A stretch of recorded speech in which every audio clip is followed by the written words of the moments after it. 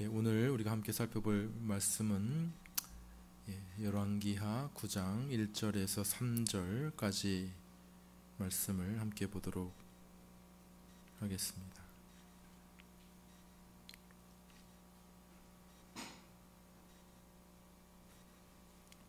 열왕기하 1장 9장 1절부터 4절까지를 우리 한 목소리로 읽어보겠습니다. 같이 읽습니다. 시작. 선지자 엘리사가 선지자의 제자 중 하나를 불러 이르되 너는 허리를 동이고 이 기름병을 손에 가지고 길르앗 라못으로 가라.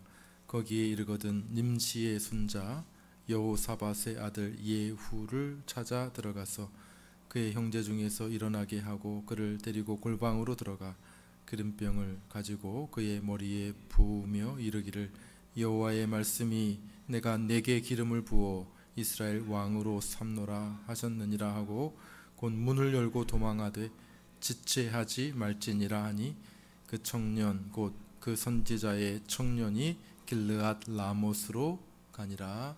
아멘. 월드컵 축구 시즌이 되면 항상 문어가 등장합니다. 문어가 나와서 어느 팀이 우승할 것인가 잘 맞추는 문어가 있어요. 그래서 이제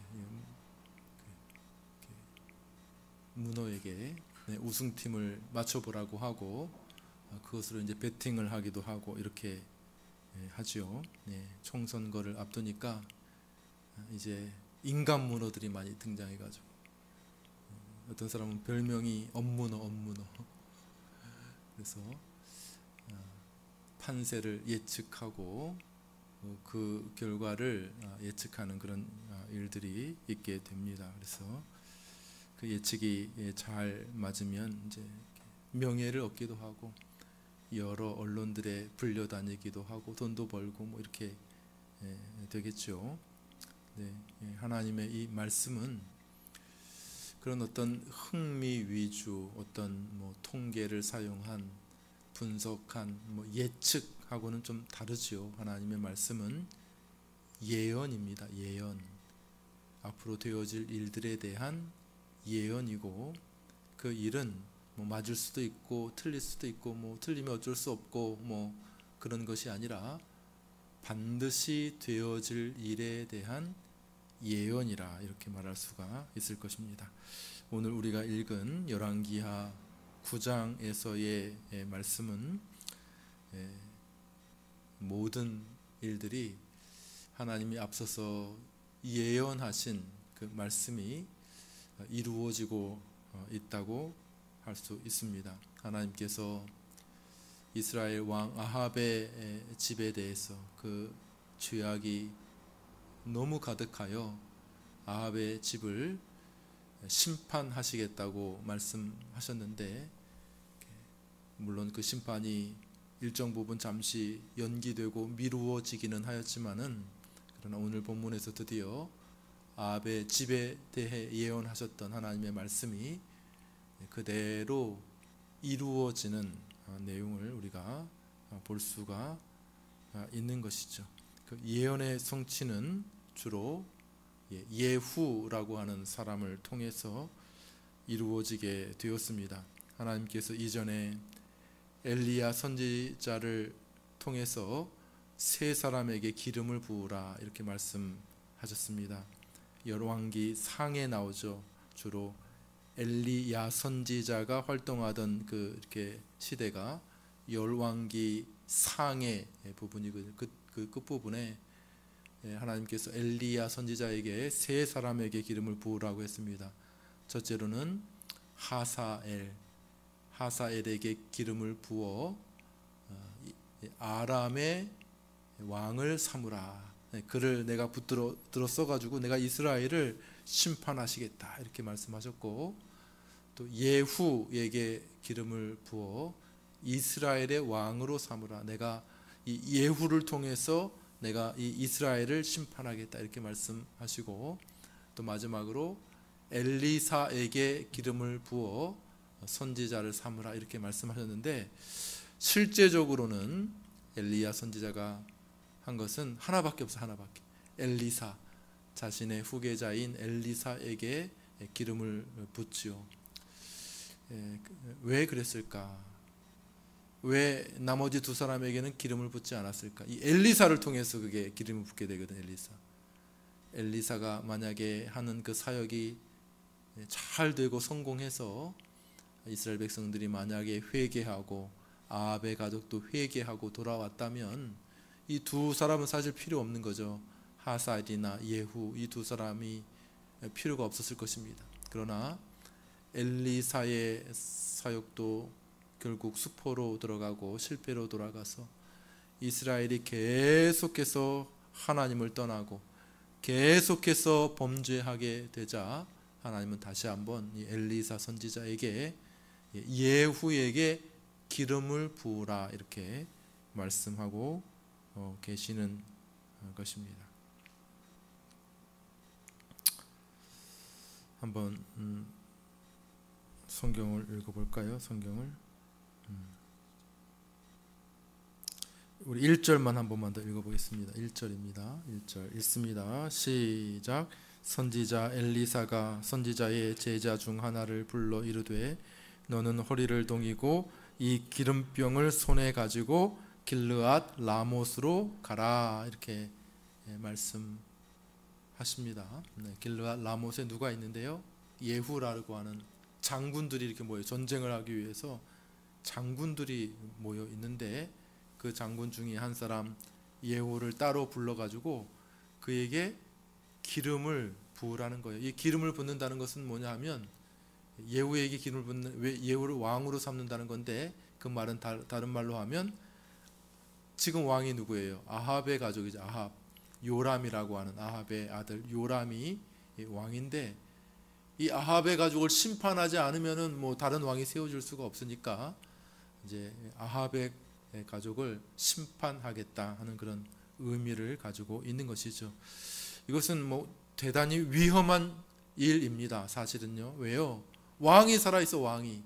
그런데 다른 사람에게 가서 기름을 부어 왕을 삼아 또 다른 왕을 세워? 그럼 뭐 그냥 가만히 눈 뜨고 볼 왕이 누가 있겠습니까? 이것은 반역이죠. 반역. 한마디로 말해서는 그러니까 당장 죽을 수밖에 없는 그런 일이지 않습니까? 그래서 이것을 어떻게 합니까? 아주 은밀하게 신속하게 진행을 하게 되죠. 모든 그 당시만 해도 이제 엘리사는 이스라엘에서 아주 주목도가 높은 사람이었기 때문에 그 일거수일투족을 사람들이 다 보고 있었어요. 엘리사 선지자가 지금 무슨 말을 하고 있는가? 요즘에도 이제 이렇게 선거철이 되니까 야 이게 그 당의 대표가 무슨 말을 하는지 항상 카메라가 거기 따라다니자. 항상 그죠? 그런 것처럼 항상 엘리사 선지자가 지금 무슨 일들을 하고 있는가, 엘리사 선지자가 지금 무슨 말을 하고 있는가, 항상 모든 레이더망이 이렇게 엘리사 선지자를 향하고 있었기 때문에 엘리사가 함부로 움직일 수는 없고 엘리사가 은밀하게 자신의 제자 중 빠릿빠릿한 한 청년을 이렇게 불러서 내가 너에게 은밀하게 명령할 것이 있다, 부탁할 것이 있다.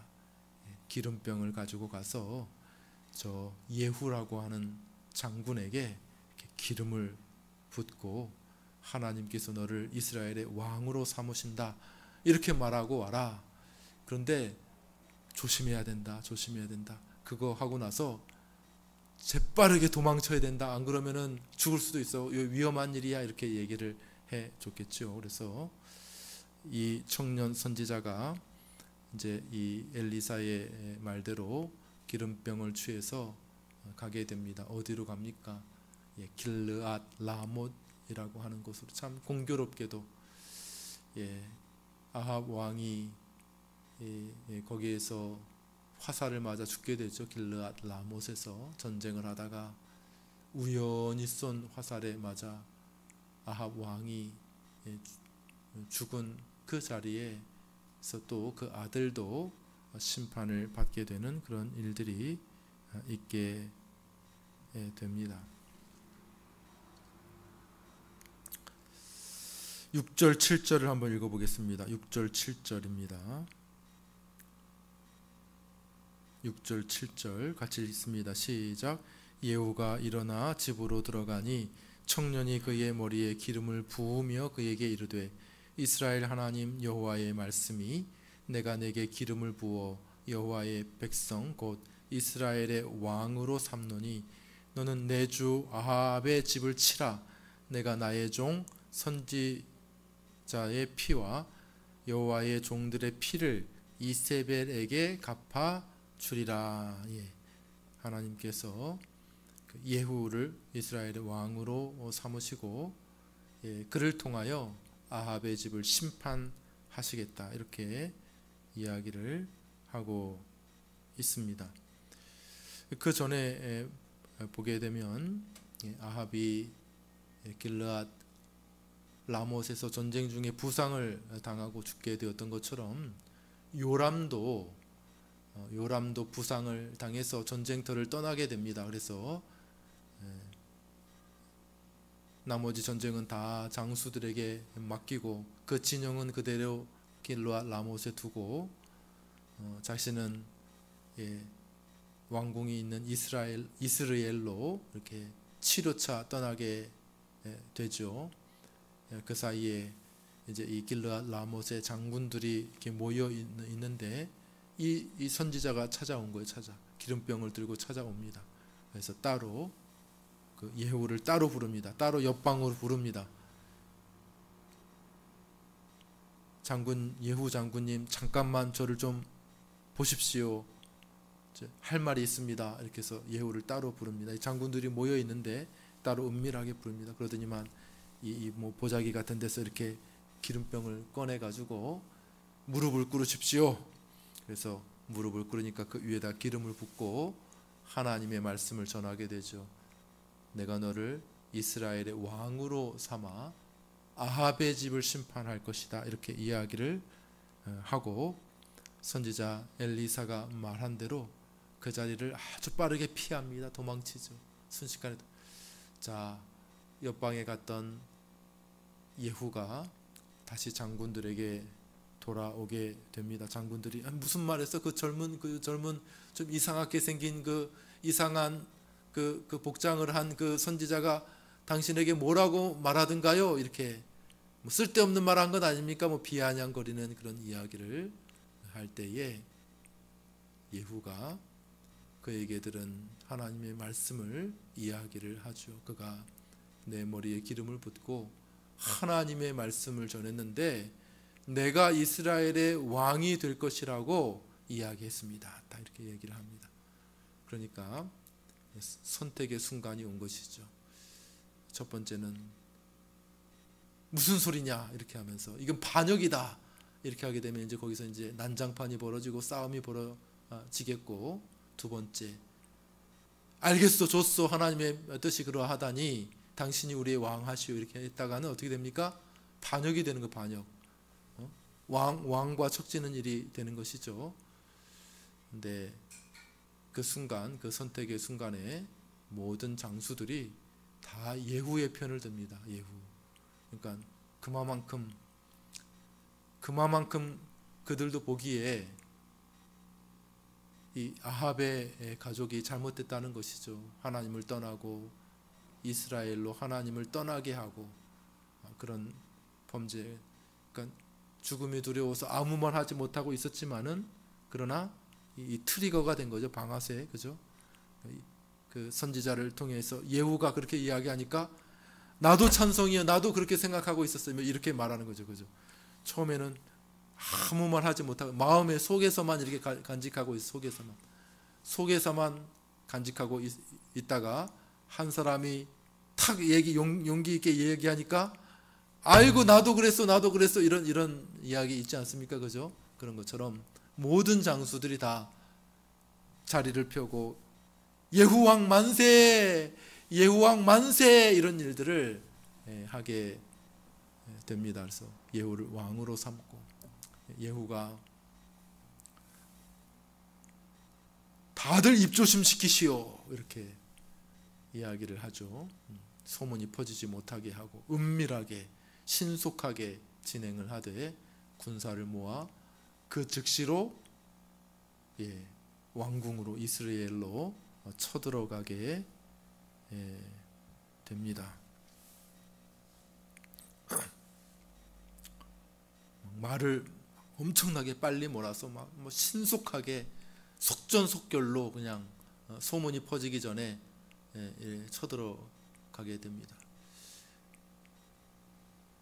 왕궁에서 보니까 저 멀리서 막 말발굽 소리가 들리고 막 모래 먼지를 일으키면서 막 일단의 군사들이 몰려오는데 가만히 보니까 누구예요? 이스라엘 군대. 그래가지고 왕에게 보고하죠. 왕이시여, 왕이시여, 저 앞에서 저 이스라엘 군대가 오는 것 같습니다. 그러니까 요람이 왕이 신하를 보내 무슨 일이냐 이렇게 묻고 있습니다. 이리 한번 읽어볼까요? 18절 말씀을 한번 읽어볼까요? 중요한 오늘 주제가 되는 말씀이죠. 18절 말씀을 우리 같이 한번 읽어 보겠습니다. 18절 한 사람이 시작. 한 사람이 말을 타고 가서 만나 이르되 왕의 말씀이 평안하냐 하시더이다 하매 예후가 이르되 평안이 내게 상관이 있느냐 내 뒤로 물러나라 하니라. 바수꾼이 전하여 이르되 사자가 그들에게 갔으나 돌아오지 아니하나이다 하는지라. 사람을 보내 묻는 것이죠. 왜 오냐? 이게 이스라엘의 인사말 같아요, 그죠? 뭐라고 말하는 샬롬. Good morning. 이스라엘은 샬롬, 평안입니까? 평안합니다. 평안하세요. 이렇게 이야기하는 샬롬 이렇게 얘기하는 거죠. 그러니까 묻는 거예요. 이거는 이제 샬롬. 왜 뛰어옵니까? 이게 샬롬, 평안입니까? 이렇게 묻습니다. 그러니까 예후가 하는 말이 그 질문에 대답하지 않고 평안이 무슨 말이냐? 내 뒤로 물러나라 이렇게 이야기하고 막 그 달리던 그 말의 속도를 줄이지 않고 막 계속 신속하게 달리는 거예요. 군사를 몰아 막 계속 돌진하는 거예요. 막 와가지고 샬롬입니까? 무슨 말입니까? 뒤로 비켜! 계속 달리는 거예요. 그러니까 사자가 오지를 않네. 또 보내라. 또 보내서 물으라. 평안이냐라고 물으라는 거예요. 또 왔어요. 뒤로 물러나라. 멈추지 않고 또 달려가면서 평안이 무슨 소리냐 하면서 속도를 멈추지 않고 또 달려오는 거예요. 두 번이나. 마지막에는 요람이 친히 그 치료하다가 옷 입고 나온 거예요. 요람이 치료해서. 요람이 그 예후 앞에 나가서 평안이냐 이렇게 또 묻습니다. 그러니까 예후가 드디어 이제 그 말을 꺼내게 되죠. 22절을 또 읽겠습니다. 22절 우리 같이 요람이 읽습니다. 시작. 요람이 예후를 보고 이르되 예후야 평안하냐 하니 대답하되 내 어머니 이세벨의 음행과 술수가 이렇게 많으니 어찌 평안이 있으랴 하더라. 대답이 딱 나오는 거죠. 평안이냐 이렇게 세 번이나 물어보는데 예후가 어떻게 평안할 수가 있느냐? 내 어머니 이세벨이 그렇게 죄를 짓는데 어떻게 이 나라가 평안할 수가 있다는 말이냐? 그 질문이 말이 되는 것이냐? 그런 식으로 죄를 저질렀는데 어찌 평안할 수 있느냐? 하나님의 심판이 임박했노라고 이야기를 하고 있는 것입니다. 군사들을 막 빠르게 몰아가지고 막 먼지를 일으키면서 달려오는데 계속해서 평안 타령만 하고 있는 거예요. 심판이 코앞에 다가왔는데 평안하냐고 이렇게 묻고 있는 거예요. 그제서야 요람이 깨닫고 반역이로다 하면서 도망을 치는데 이제 예후가 화살을 당겨서 그 요람을 맞춥니다. 화살이 요람의 배를 관통한 것 같아요. 염통을 꿰뚫었다 이렇게 얘기하는데, 배를 관통해서 이제 요람이 죽게 됩니다. 그 시체가 어디에 떨어지게 됩니까? 공교롭게도 그 아버지 아합이 죽여 빼앗았던 나봇의 포도원에 그 시체가 거기서 피를 흘리고 죽게 되죠. 요람 왕이 하나님의 심판이 이루어지게 되었음을 보게 됩니다. 이 아들 요람 왕만 죽은 것이 아니고요, 그 어머니 모든 악의 원흉이었던 이세벨, 아합보다도 더 악한, 아합을 그렇게 악한 왕이 되게 만들었던 그 이세벨도 심판을 받죠. 우리 30절 31절 30절 31절 아주 비슷합니다. 30절 31절 두 절 말씀을 읽습니다. 시작.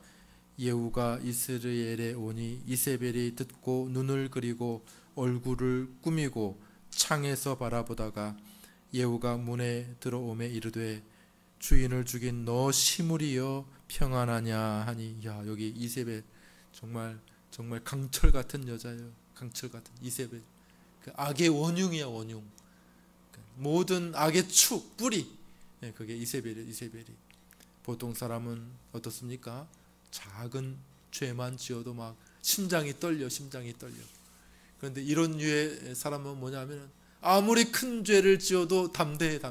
내가 무슨 죄를 지었다 그래? 나는 얼마나 깨끗한지 몰라. 나보다 깨끗한 사람 있으면 나와보라 그래. 흉악한 범죄를 저질렀음에도 불구하고 얼마나 떳떳한지 그냥 뭐 하고 있어요? 심판이 그의 앞에 이르르고, 그의 아들이 조금 전에 활에 맞아 죽고 피를 흘려 죽었는데도 불구하고 예후가 쫓아왔는데 그 소식을 들었음에도 불구하고 어떻게 하고 있다고요?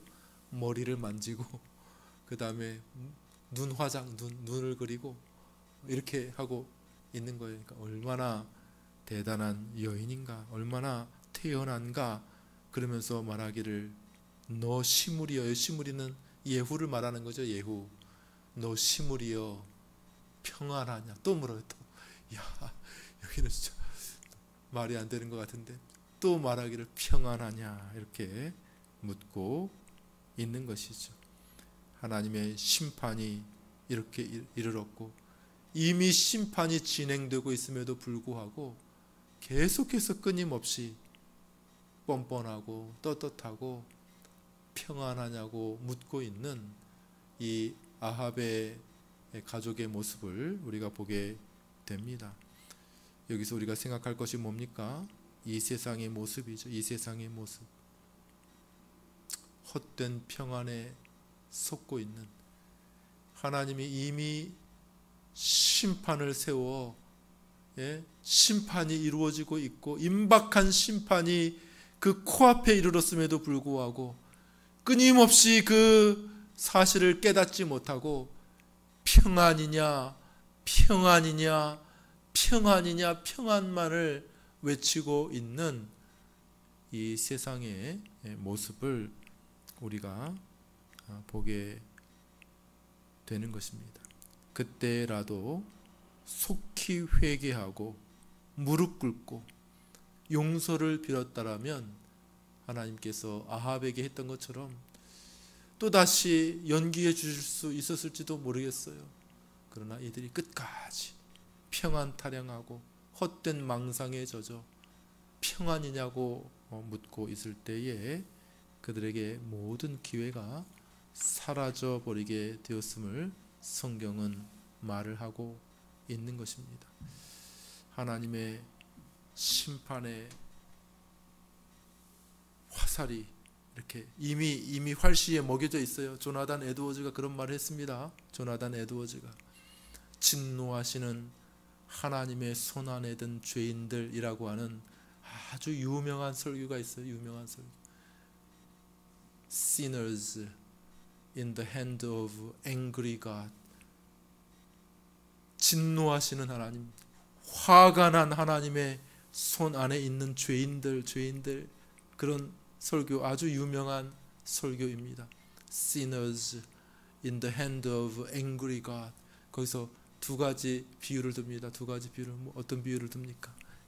하나님의 활이 시위에 먹혀 있다는 거예요. 하나님의 활이 시위에 먹혀 있어요. 그리고 그 활이 이미 당겨져 있다는 거, 당겨져 있다는 거야. 팽팽하게 당겨 있다는 거예요. 얼마나 팽팽하게 당겨 있는지, 이게 팔이 흔들리고 있다. 팔이 흔들려.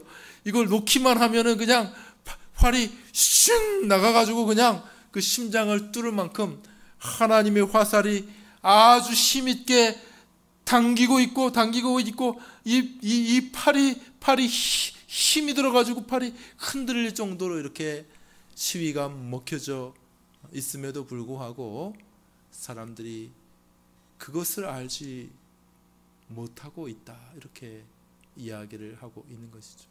또 한 비유는 뭡니까? 왕거미가 이렇게 대롱대롱 그 거미줄에 매달려 그 큰 무게를, 왕거미니까 얼마나 크겠어요. 그 큰 무게를 이렇게 가느다란 그 자기의 그 거미에 의지해서 이렇게 매달려 있는데, 그 밑에는 막 장작 불이 타오르고 있다는 거예요. 장작 불이 타오르고. 근데 여기서 이 작은 그 거미줄에 의지해서 왕거미가 오르락 내리락 하고 있다는 거죠. 딱 끊어주는 순간 그 불에 떨어질 그 왕거미의 상태라는 것이죠. 그것이 바로 임박한 진노 아래 있는 이 세상의 상태라고 조나단 에드워즈가 설명을 하고 있는 것입니다. 이세벨 이렇게 머리 만지고 태평하게 눈 화장하고 있습니다. 아무리 그래도 자기는 성 안에 있으니까 감히 예후가 이 성을 어떻게 공격하겠나, 그런 생각을 했던 것 같아요. 그렇죠? 나는 안전하다. 네가 나를 어쩔 거냐, 감히. 나는 왕비다. 네까지 것이 내게 어찌할 것이냐, 이렇게 아마 생각을 했던 것 같아요. 예후가 한마디 하죠. 그 성에 누가 내 편이냐, 이렇게 얘기하니까 두 사람의 내시가 얼굴을 삐쭉 이렇게 창가로 이렇게 얼굴을 내밉니다. 저 여인을 던지라, 이렇게 한마디 합니다. 그러니까 내시가 이렇게 이세벨을 창에서 던져버립니다. 그러니까 성경이 표현하죠. 성경이. 그러니까 이세벨이 떨어져서 내장이 터져, 창자가 터졌는데 그 피가 말까지 튀었다. 그러니까 아마 이세벨이 아마 살이 쪘던 것 같아요. 피가 많았던 것 같아요. 살이 엄청 뚝 떨어지니까 그냥 온 사방에 이렇게 피가 터져버리는 그런 일들을 묘사합니다. 잠시 몇 초 후면 죽을 거야, 그런 신세야. 잠시 몇 초 후면 그 떨어져가지고 그 죽는 그런 순간에도 태연하게 머리하고 있고 눈 그리고 있고 평안 타령하고 있는 이세벨의 이 모습 속에서 우리는 하나님의 심판 아래 놓여 있는 이 세상의 모습을 보게 되어야 할 줄로 압니다. 우리가 구원을 받는 것은 바로 이와 같은 임박한 하나님의 진노와 심판을 의식하는 것에서부터 시작하게 됩니다. 저 유명한 책 존 버년의 철로 역정을 우리가 잘 알고 있죠. 너무나 많은 사람들이 그 책을 사랑하였고, 너무나 많은 사람들이 그 책에 감동을 받았고, 이 책이야말로 참 성경 다음에 가장 많이 팔린 책이고 성경 다음에 가장 많은 언어로 번역된 책이라고 알려진 존 버년의 철로 역정이 왜 그렇게 이렇게 많은 사람들에게 사랑을 받았느냐, 그것은 바로 그 책이 너무나도 성경적이었기 때문에 그렇습니다. 너무나도 성경적이었어요. 그래서 어떤 사람은 말하기를 존 버년의 몸속에는 성경이 흐른다 이렇게 존 버년의 몸속에는 성경이 흐른다. 너무 성경적이었어요. 그 존 버년의 철로 역정의 주인공이 어떻게 이 믿음의 순례의 길을 출발하게 됩니까? 그도 몰랐어요. 그도 좋은 세상인 줄 알고 평안하게 살고 있었습니다. 그런데 전도자를 통해서 하나님의 말씀을 듣고 눈을 뜨게 되죠. 어떤 것에 대해서 눈을 뜨게 됩니까? 자신이 살고 있는 이 도시가 어떤 도시예요? 파멸의 도시라고 하는 사실, 임박한 하나님의 진노가 있는 도시라고 하는 사실을 눈뜨게 되고 깊은 고민에 빠지게 됩니다. 사람들은 깔깔거리고 좋아하지만은 깊은 우울감에 사로잡히게 되고 말이 없어지게 되죠. 그러다가 며칠 고민하다가 결심을 합니다. 결심을 해요. 어떤 것을 결심합니까? 내가 떠나겠다. 내가 이 도시를 떠나겠다 하는 그런 결심을 하게 되지요. 그래서 다른 사람들이 말립니다. 가족들이 말립니다. 아버지 어디 가십니까? 여보 돌아와요. 동네 사람들이 뛰쳐나와서 어디 가나 돌아오게 이렇게 이야기를 하지만은 이 크리스찬이 귀를 막고 소리를 지르죠. 뭐라고요? 생명, 영원한 생명 이렇게 하면서 믿음의 길을 출발하게 되지 않습니까? 여기는 파멸의 도시구나.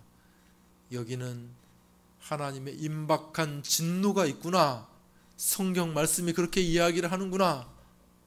아무도 깨닫고 있지 못하지만은 그렇게 성경이 이야기를 하고 있구나. 그 사실을 깨닫고 life, eternal life, 생명, 영원한 생명을 향해 그가 다름박질하게 된 그 이유가 뭡니까? 이유가 눈을 뜬 거죠. 눈을 떠서 하나님의 그 진노를 바라보게 되었다고 하는 사실입니다.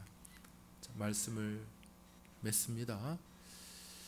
결국 이스라엘이 비참한 심판을 받게 됩니다. 아합의 가족이, 그 아들 요람이 비참하게 죽고 그 아내 이세벨도 너무 끔찍하게 죽음을 당하게 됩니다. 그러나 그 마지막까지 그들이 했던 말은 평안이냐 전혀 의식하지 못하고 하나님께로 돌아오지 못하는 이 세상의 모습을 그들의 모습 속에서 보이게 됩니다. 머리 만지고 평소와 같이 눈 화장하고 평안 타령을 하고 있는 것이죠. 오늘 말씀 분명하죠. 오늘 말씀 뭐라고 우리에게 말하는 것입니까? 우리의 눈을 떠야 된다는 것이죠. 우리의 눈을 뜰 수 있는 방법은 성경입니다. 성경. 존 버년에서 그 주인공도 이 성경의 말씀을 읽을 때에 눈이 떠지게 된 거예요. 영적인 눈이 떠지게 된 거예요. 하나님의 심판을 깨닫게 되는 것이죠. 성경이 아니고는 이 세상의 상태를, 나의 상태를 알려줄 방법이 전혀 없게 되는 것이죠. 그러므로 하나님의 말씀을 통해 우리의 위태한 상태에 대하여 눈을 뜨는 것, 그것이야말로 구원의 길을 시작하는 첫걸음이 되는 것입니다. 다시 말씀을 드립니다. 하나님의 말씀은 반드시 이루어질 예언입니다. 예측, 그냥 흥미 위주의 예측이 아니라 반드시 이루어질 예언의 말씀이 우리에게 주어져 있습니다. 뭐요? 하나님은 반드시 심판하신다는 것이죠. 그 어떻게 알 수 있습니까? 오늘 고난주간이죠. 고난주간 우리 주 예수 그리스도께서 비참하게 매를 맞고 죽은 그 고난, 그리스도의 고난이 우리에게 이 사실을 분명하게 보여주지 않습니까? 뭐요? 하나님은 죄를 반드시 심판하시는 분이라고 하는 사실입니다. 하나님은 죄를 반드시 심판하시는 분이 아니라면 그 아들이 이렇게 끔찍하게 고난을 받는 그 이유가 무엇이냐는 것입니다. 그냥 용서해 주지 그냥. 그런데 왜 그 아들이 하나님의 사랑하는 아들이요 내 마음에 기뻐하는 자라고 말씀하신 그 아들이 왜 그렇게 끔찍하게 가장 극형이라고 말하는 십자가에 못 박혀 죽을 수밖에 없었느냐? 그 사실이 바로 하나님이 이 세상을 심판하신다는 사실을 우리에게 증명해 주고 있다는 것이죠. 그 심판을 피할 수 있는 유일한 길이 그리스도를 믿는 것입니다. 그분이 나를 위해 대신 고난을 받으시는 것이죠. 그거 외에는 하나님의 심판을 피할 길이 없다고 성경이 말씀하고 있는 것입니다. 오늘 고난 주간은 이 부분을 깊이 생각하고 이 고난을 볼 때 이 세상은 위험하구나. 죄를 지은 사람은 위험하구나. 반드시 하나님이 심판하시는 것이 맞구나. 그 아들조차도 이 세상의 죄를 대신하여 섰을 때에 하나님께서 가차없이 그를 심판하셨다면 반드시 죄인을 심판하신다는 성경의 말씀이 맞구나 하는 사실을 우리가 기억하고 나를 위해 고난받으신 예수님만이 나를 구원하실 수 있다고 하는 이 사실을 우리가 알고 그 고난을 생각하고 기억하는 이 저녁의 시간이 될 수 있게 되기를 간절히 바랍니다. 기도